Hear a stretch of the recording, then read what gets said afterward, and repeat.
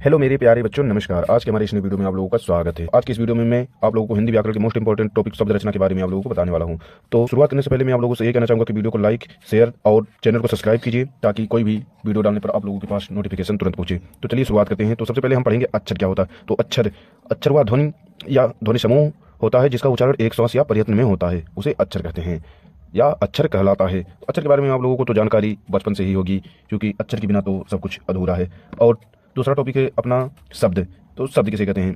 तो शब्द एक या अधिक वर्डों से मिलकर बनी हुई सार्थक ध्वनि को शब्द कहते हैं। या हम इसका दूसरा परिभाषा भी लिख सकते हैं कि निश्चित अर्थ को प्रकट करने वाले वर्ण समूह को शब्द कहते हैं। तो आप यहाँ पर देख सकते हैं कि जितना सब लिखा है वो सब शब्द ही है। और तीसरा टॉपिक है अपना कि रूढ़ शब्द किसे कहते हैं। तो दोस्तों, रूढ़ शब्द जो शब्द एक अर्थ विशेष या वस्तु विशेष के लिए प्रयुक्त होते हैं उसे रूढ़ शब्द कहते हैं, यानी कि जिसका अर्थ केवल एक ही होता है। या आप इसका दूसरा परिभाषा भी लिख सकते हैं कि वस्तु विशेष के लिए प्रयुक्त हो या जो अपने मूल रूप से व्यवहार में लाए जाने वाले हो। जैसे कि आप उदाहरण ले सकते हैं कुर्सी का। तो कुर्सी हो गया और जिसका अर्थ केवल एक हो।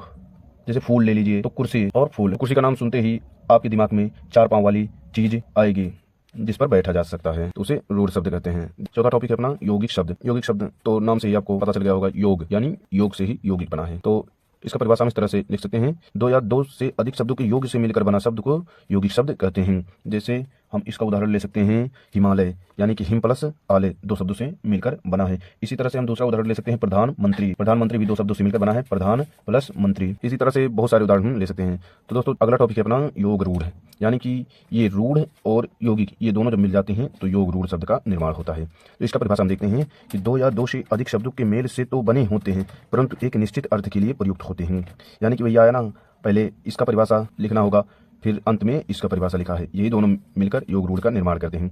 यानी कि आप कह सकते हैं कि दो या दो से अधिक शब्दों से मिलकर बना तो होता है परंतु उसका एक निश्चित अर्थ होता है, उसे योग रूढ़ शब्द कहते हैं। तो जैसे कि हम देख सकते हैं, इसका उदाहरण चार पाई अर्थात चार पाए।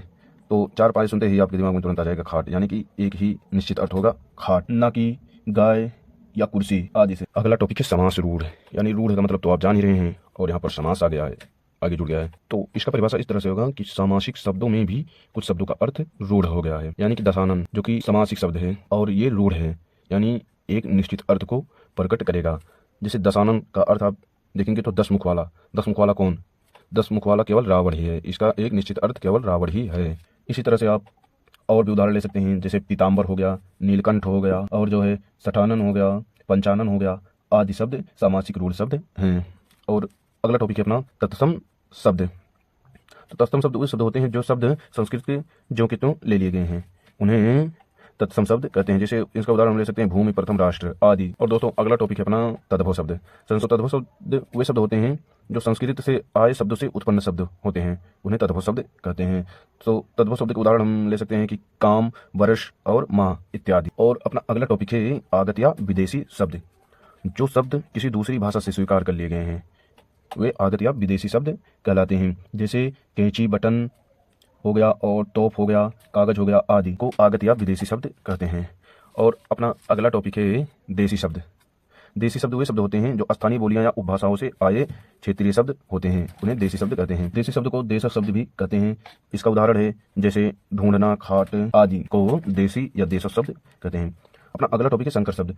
तो दोस्तों, जैसे कि नाम से ही स्पष्ट हो गया है कि संकर शब्द यानी कि जो दो भाषाओं के मिश्रण से बने शब्द होते हैं उन्हें संकर शब्द कहते हैं। जैसे इसका हम उदाहरण ले सकते हैं रेलगाड़ी। रेल अंग्रेजी शब्द है और गाड़ी हिंदी शब्द है।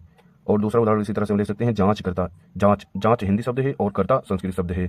इसी तरह से हम बहुत सारे उदाहरण ले सकते हैं। तो दोस्तों, आज के लिए बस इतना ही। अगर वीडियो अच्छा लगा हो तो वीडियो को लाइक, शेयर, चैनल को सब्सक्राइब और एक प्यारा सा कमेंट जरूर कर देना। तो दोस्तों, आज के लिए बस इतना ही। वीडियो देखने के लिए धन्यवाद।